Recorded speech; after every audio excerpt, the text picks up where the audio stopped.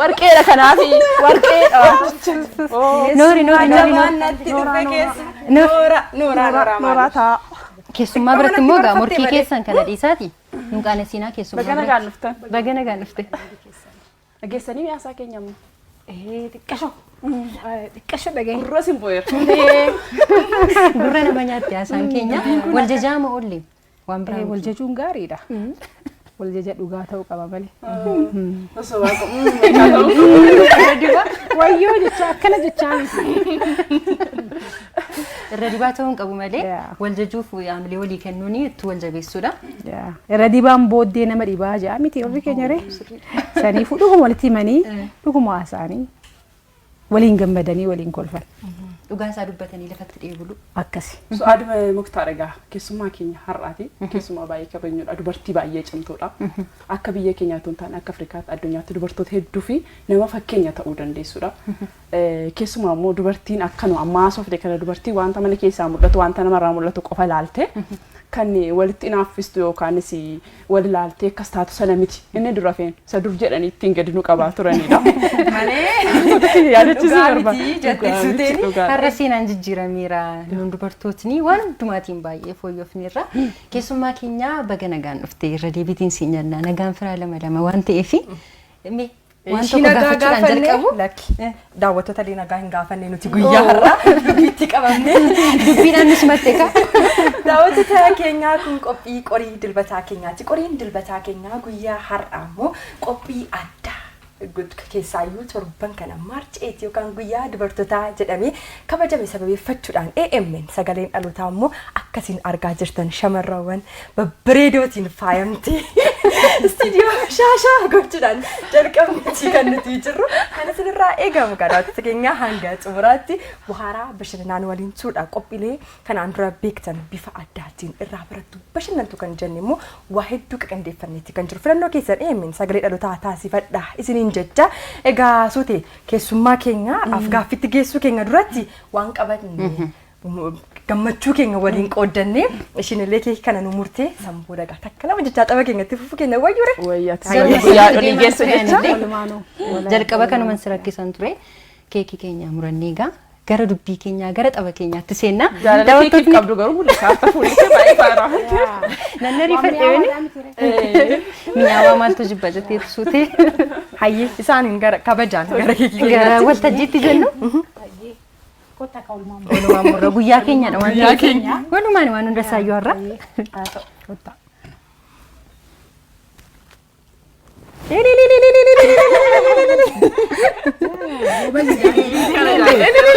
مي قالوا لي البيت مي حاجة الكبنة تشرا تول يلا اسمكم قاري توكو زراجة لا ما صدي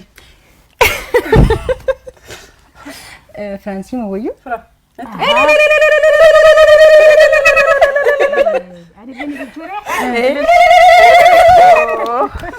هاي نورا دبرتين اللي لندي سوان دمالن دي سيلما بودرغا فرانسي مانا كيدا وانتي فرا توكو توكو نقبسيستا اما قف نتنيا نمني ركون قبسا نوري سوادا نو فيرتي ميتي يا ددبت اكا tolega keessummaa keenya har'agaa akkuma beekamu maarcheetiin torba kana keessa darbeeti kan inni ture nummoo qorii keenyaan sagantaa bashannana keenyaani wantoota dubartoota irratti xiyyeeffatu irratti keessumaa dubartii jabduu kan daawwattoota keenyatti dhiyeessina jenneeti kan si afeerratis yeroo kennuu laattee waan istiidiyoo keenyatti dhufneef guddisnes galateeffannaa galatooma isinis afeeruu keessaniif dubbii si'eessitu yookaan immoo haasawaa dadammaqiinsaati yeroo baay'ee kan ittiin beekamtu gara sanatti mi akkamittiin dhuftemi gaafii bareeda gaarraan tana ayyaana leedha guyyaa bashannanaati leedha ati omondaafuu ka walma keessa makneetiti haasoo haa ta'u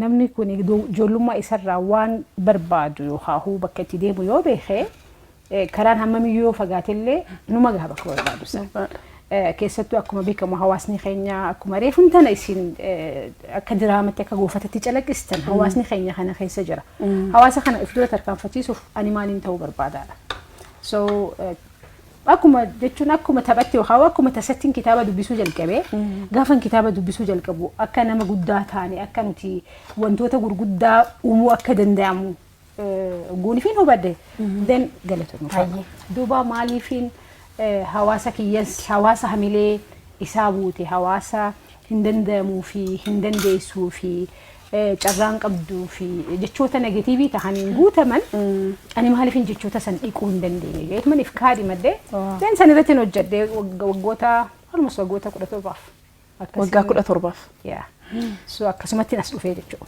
Saadiqa viidiyoo kee baay'ee saalaalaan ture dubbiin ati taasistu dhuguma baay'ee nama onnachiisa waan baay'ee kaasuu dandeenya egaa karkaasaas wanta waliin taphachaa deemuu dandeenyu jira mee egaa guyyaan dubartoota maarchi 8 guyyoota tokko lamaan dura kabajameera guyyaa jimaataadha kan kabajame mee Suwaad dubartii jecha jedhu akkamitti ibsita? Ani yooni fi waa'ee dubartii haasa'u ta'e umaarka xiyyaata jiraatu hin qabu. Maaliif yooni fi waa'ee waan tokko illee yooni fi waa'ee dubartii haasan gammachuun itti dhagama waan taateef. Maaliif jennaan uumama rabbiin naa kenne dubartummaa namni namaaf hin kennu. Sirriidha. Rabbiin naa kenne saniif dura dursoo rabbii kan kee kan dubartii godhee si uume san galateeffachuudhaaf jalqabuu qabda. Ameen. Which is accept if godhurraa jalqabna.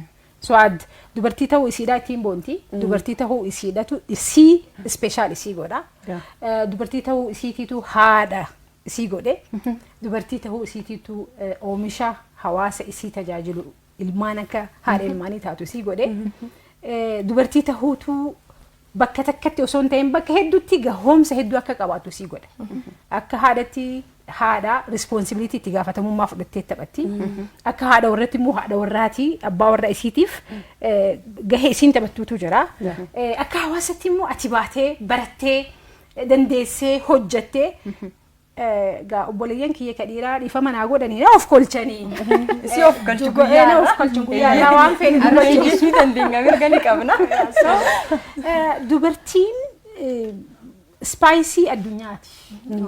Meessitu addunyaati. Waan hin ganamne. Dubartiin I don't know ani dubartummaa baay'ee waan dubartummaati jetti amaneefin baay'ee waan guddoo dalage. Dubartummaati jetti ani takka silaan dhiira ta'e akkana natti naan hin jaan ture silaan jee bakka tanan ga'uun ture. So dubartummaati jetti amanee akkuma reefu sin jee jalqaba acceptance irraa jalqabna.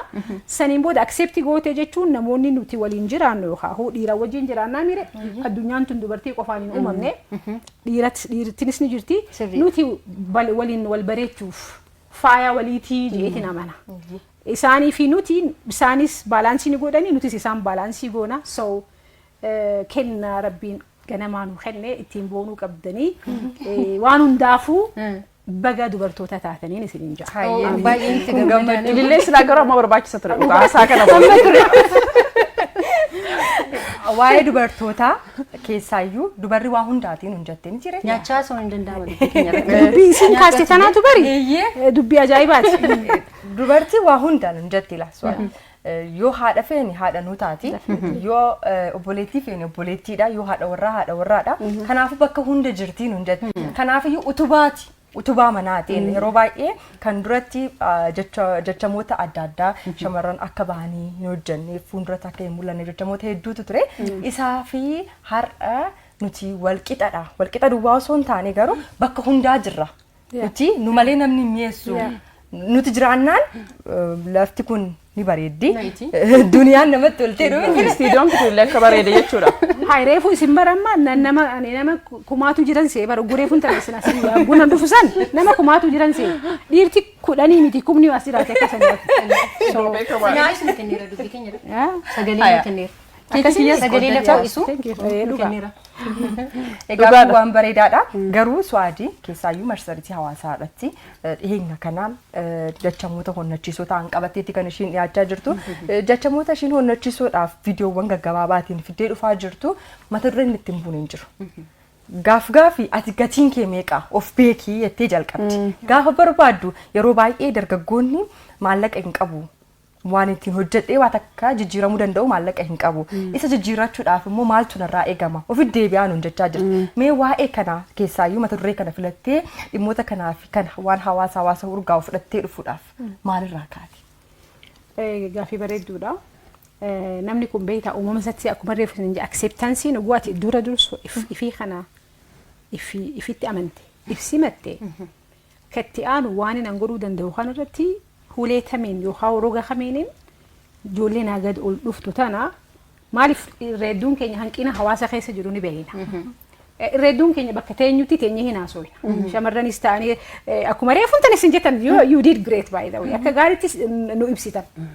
Wanni wal argine uffannaa walii dinqisiifachuu yookaan just materiaalii malee generation keenya kun eessatti deema. Akkamitti ifitti amanamummaa dabalachuu dandeenya. Akkamittiin aniin tuni yoonii fi biyyoonni adda addaa biyyoonni guddatan sadarkaa guddoorra gahan ani hoo maaliif hin dandeenye ijoolleen nagadi ol dhuftu tuni dhaloonni natti aanu kuni dhaloota na caalu akkamiin ta'uu danda'a keessattuu sammuu irratti hojjechuu irratti dammaqiinsaa miti sammuun tanteen hin danda'a jettee yoo haate akkuma reefuun tana jenne dubartummaan eebba malee abaarsaa miti namoonni tokko garuu akka abaarsatti akka nuti fudhannu hin dandeessu affirmative actioniin mana barnootaa seentaa waa hedduudha hojjetamaa tures waa hedduutu je'amaa tures hin beeytanii akkuma sanitti dhaloonni ammaatis ani bari nama carraan qabne ani carraan qabu ani maatii waa qabdu irraa hin uumamne ani barnootan arkanne ani afaan uummanni haasa'u hedduu haasa'uu hin danda'u etc saniin maaliif gooneef daangeessina daangaa sana akkamittiin jalqaba kitaabuman dubbiseen anis bakka takka irraa fidee hin haasa'u kitaabota biyyoota gurguddatanii biyyoota addunyaa tanarratti sadarkaa gurguddoo irra gahan maal hojjetaniiti isaan achi gahan dhuguma nuti abaarsa qabnaa isaan eebba qabanii no Ameerikaan kaleessa eessa turte American kaleessa bar wal fixaa turte Awurooppaan kaleessa eessa turte World War First and World War Second irratti yookaan lola addunyaa tokkoffaa fi lola addunyaa lammaffaa irratti eessa turan warreen kun hundinuu warreen irra maqadhaheessa tahan biyyoonni irra maqadhaheessa tahan dos namoonni qabeenyaan dhaabbata gurguddaa ijaaran kaleessa jalqaban Dubaay kaleessa jalqabamte akka biyyatti waan kana argeen ture Dubaayin baay'een dinqisiifadha waan jedhu poostii kee argeen ture Dubaayin baay'een dinqisiifadha maaliif ganna 50 hin guunne amma guutte ganna 50 biyyan turree biyya nama barates hin qabne biyya barnootaanis of duran deemin biyya qabeenyaan of duran deemin biyya akka biyyatti turi kagunishin hin argatin sirriidha biyya santu just simply waan sammuu isaanii jijjiiranii jalqabaniif kan barnootatti xiyyeeffachuu qabu barnoota irratti ka xiyyeeffatu godhanii jalqaban saniifu kanaatu naka kaase biyyoota hedduus deemee guuniif hin argee dargaggeessa shamarree waan gurguddoo innovate gootee waan hedduu daleede guuniif hin argee waana ijoolleen teenya babbareeduun akkanaatu maaliif hin dandeenye wikaan waan je'uun lafaa kaa'isantu naka kaase danda'amaa jettee so advise haasaa kee irratti tuma dubbannu dubartiin cimtu hagam cimtu akka taate haasaan kee kun ni mul'isa sababni isaa baay'ee dubbistaa biyyoota garaagaraa deemteetta isaan ilaalteetta muuxannoo sana gara biyya keenyatti fiduuf yaalii gochaa jirta ijoolleeta keenya kana barsiisuuf yaalaa jirta yeroo ammaa kan hojiileen hojjetaman garaagaraa jiru gama mootummaatiinis gara dhaabbilee garaagaraatiinis jechuudha namoonni tokko maal jedhu seeti dubartiin dhiiraan wal qixa tishertii tokko yeroo rabbi nama uffateera budhiyoon dubartiin dhiiraan wal qixa jedhu uffatee deema baay'inaan gaafa sana jechuudha amma yuunu nama dhiiraan wal qixa jenne hamma sa'urra jirraa kan jedhamu na aarse kan biraan immoo dubartiin dhiiraan wal qixa miti baay'ee akka seen caaltu beektaa garuu dhiironni na of galchaa abbaa warraa akka dabalatee difama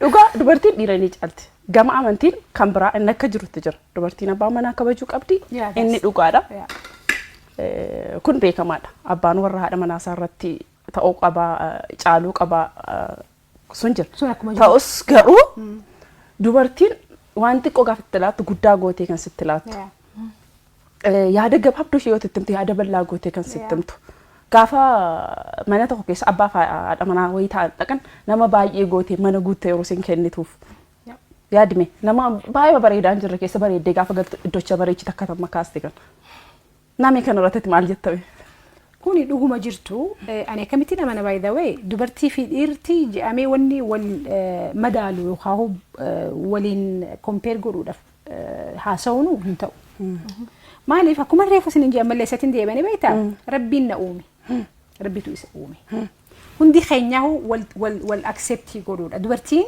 yeroo dheeraadhaaf definitely dubartiin eenyu gaafa wallaalummaa keessa turame akka walii galatti dubartiin eenyu dubartiin gadi dubartiin olii dubartiin jaamee haasawamee wanni hedduun illee hojjetame amma fooyya'aa dhufe ammallee totally nun barbaachisu hin jaamu strategy sunuma jira dubartiin garuu namni tokko yoonii fi hawaasni dubartii isaa barsiise hawaasa guutuu barsiise maaliif ijoollee isii haadhatu barsiisa safuu aadaa afaan jaalala tan dura barsiistu eenyu haadha Saniif manni barnootaa kan jalqabaa haadha jedhama. Dubartiidha. San qofaa miti gaaf garii guunii fi hoggansatti as deebitan haati tuni akkuma isin jedhu uumamni ana waan guddoo godhin na uume Rabbi. Akka maal godhu akkan ani lidara tahu yookaan akkan ani hogganaa tahu ilmaan kiyya hogganeetiin ilmaan kiyya kana kararra kaas uumamaan naa kenname kun waan mana barnoota irraa fudhadhee dhufee miti naturally akkanan kennu kennituudha dubartiin akkanan kennu uumamaan naa kenna maaliin kennaan jaalalan kenna akkamitti jaalala kennite which is at ilmaan kan keetiif hogguunii fi jaalala kennitu isaanirraa pay back eedeetii miti kafaltee eedeetii miti just simply ni kennita san qofaa miti haati forgive gooti yookaan huni araaramti dhifama namaa gooti akka feetetti ilmi isiidhaa ammuma badiitti balleessinee baanee yoo xiqqashoo ala baatee ati turte ilmoon tiyatuun maal taate jedhi saniifuu boundary osoo hin qabaatiin dhifama kenniti.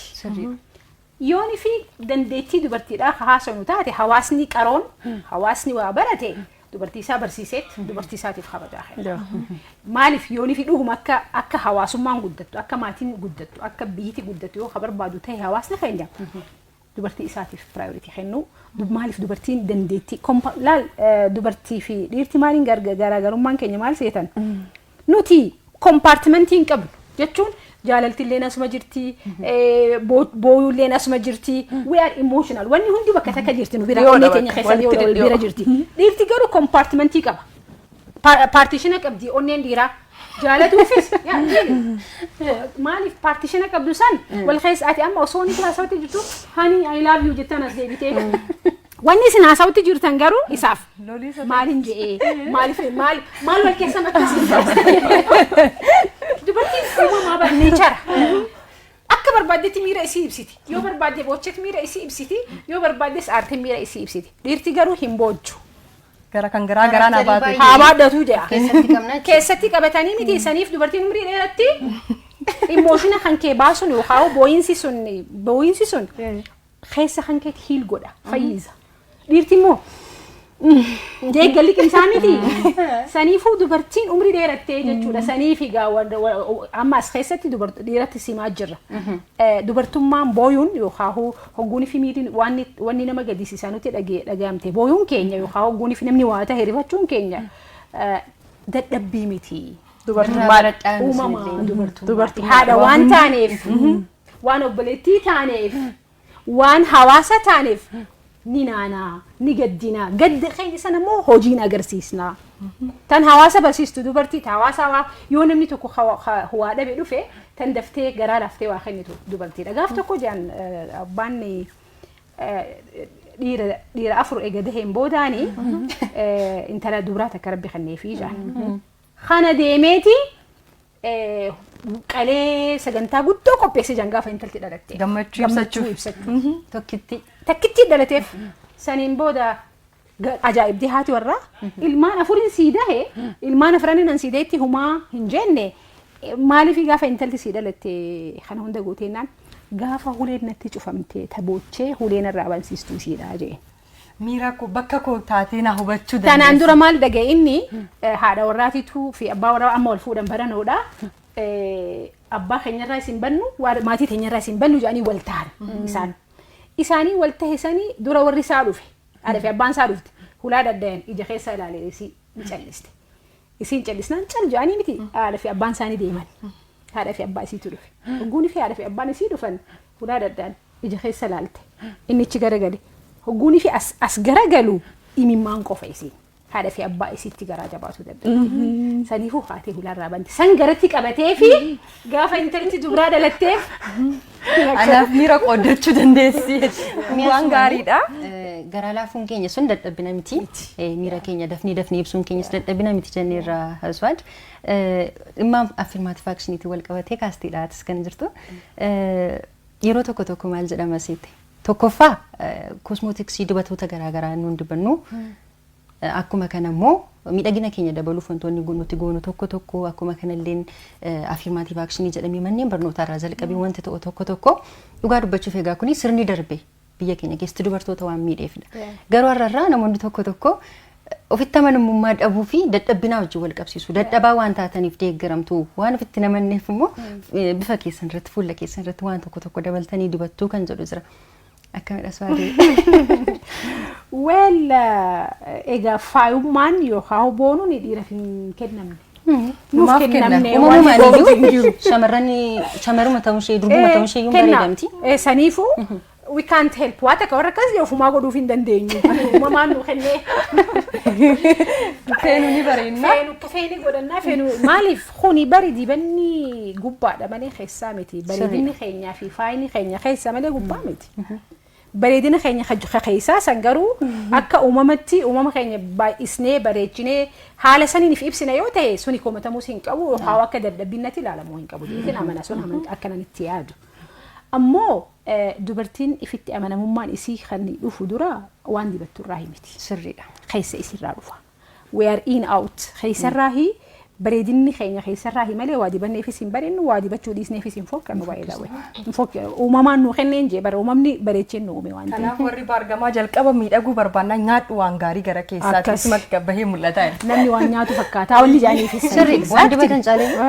Sirrii Firaansi. Waan gaariidha. Garuu suuteetuma haasofnu. Gaaffiin keenya haa xumurtu dhimma affirmaatiiv aakshiniitti wal qabatee sun dhuguma dubartootni hirkatoo yookiin dadhabu waan ta'aniif hidhamoo. No, not at all.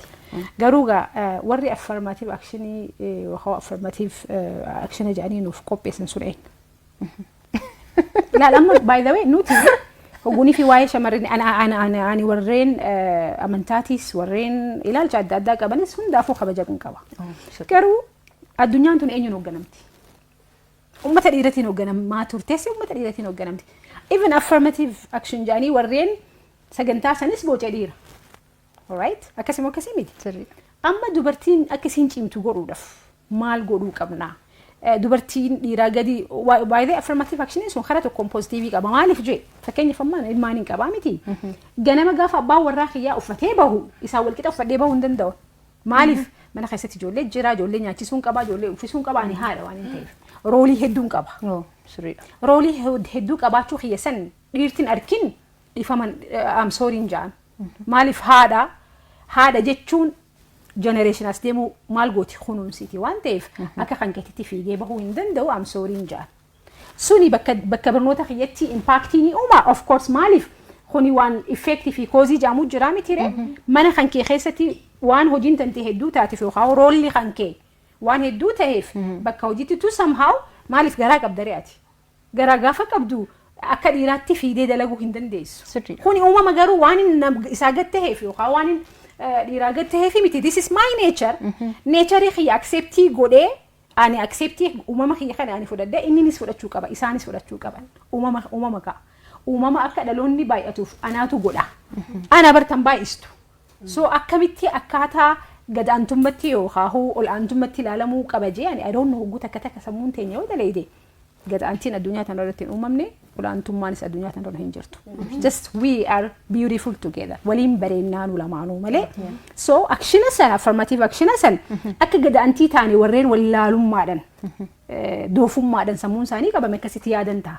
Nuti garuu kajennu waan itti gaafatamummaa haadhummaa qabnuuf waan itti gaafatamummaa mana keessaa hedduu qabnuuf waan itti gaafatamummaa bakka dalagaa qabnuuf kuni sometimes uumama sanii wajjin gara qabeenyaa wajjin deessee mana ciisuudha wajjin ji'a 3 ji'a 4 hojii teetirraa yookaan gabataa barnoota kan keetirraa hafuun akka gadaantummatti ilaalamu tasumaan qabu.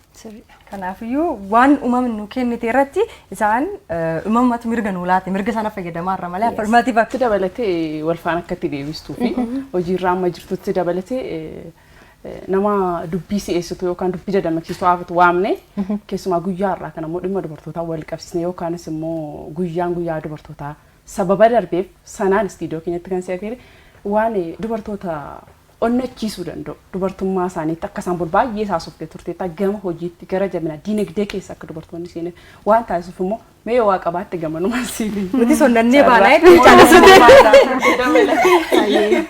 Hamileedhaan guutamnee baanaa. Yaa gaafii bareedduudha. Jalqaba ifitti amanamummaa keenya irratti haa hojjannudha. Akka dubartootatti akkuma reefuun tana jettee fireen addunyaan tuni positivity qofaan hin guutamne. Addunyaan in fact namoota negative haasa'uun, namoota hamilee nama cabsuun, namoota hogguunii fi ati yaalte deem jabaadhu yoonii fi garan gaggaliin ni gubattaa jedhuun hin guutamne. So dura dursoo ofitti amanamummaan narraa ka'uu qaba. Maaliif milkaa'inni suni ana laallata. Bakki guddoon hin hanga'uu deemu sun ana laallata waan ta'eef keessattuu dubartoonni bakka daleenutti, bakka barannutti, bakka jirrutti hamilee walii ta'uudhaan jechoota gaarii nama jaaran walii kennuudhaan yoo nama waan tokko yaalu arkitee bravo maaliif steeppiin kumni tokko steeppii takkaraa jalqabamti waan taateef akkuma yeroo hunda jehu namni miliyeenara ta'uudhaaf dura dursoo duwwarra taa'ee qarshii takka tuffatu osoo hin tahin yookaan hojii dhabaa tahee hojii tuffatu osoo hin tahin hojiin takka hojii dhabummaa sanirra caalti. Qarshiin takka duwwaa sanirra caalti. Saniifuu karaa dalagaa tuffii dhiisnee dalagaan tunnaan hin maltu ani nama barate ani nama PhD qabu jennee if duubarra deemu osoo hin ta'in dalagaa jirtu carraa jirtu. Why not maaliif free service hin kennin?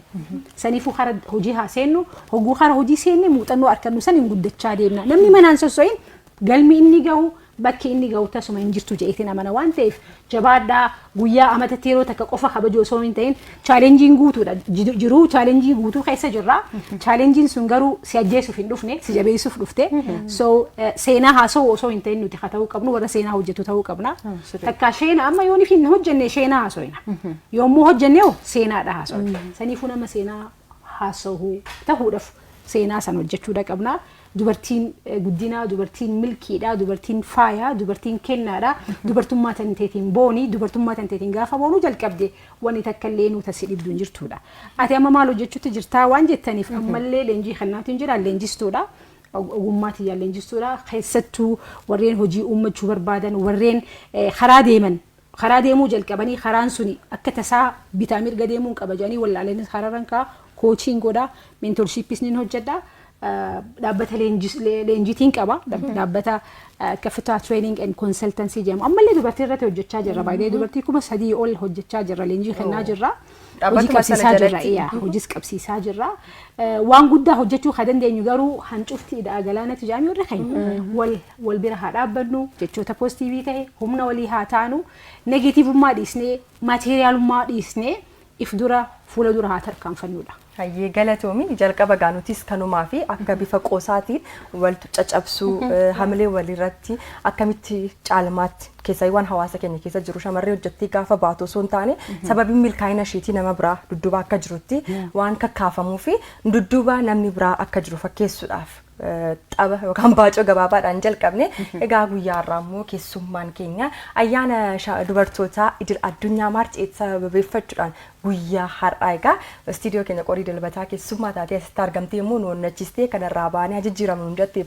guddaa galatoomii ishiin jecha otoo yeroo qabaannee shifaan yeroo bal'aat waliin turre hedduu nutti tolatee isaan shiilleen quufamu dubbachuuti yeroo biraatuun si argadhee natti tola wantoota ofitti amanummaatiin wal qabatan wanta hedduu nama barsiisuu dandeessudha nuun kabajjee guyyaa keenyas kabajjee waan istiidiyoo keenyatti argamteef kabajni keenya guddaadha ulfaadhuu siin jenna maqaa AMN.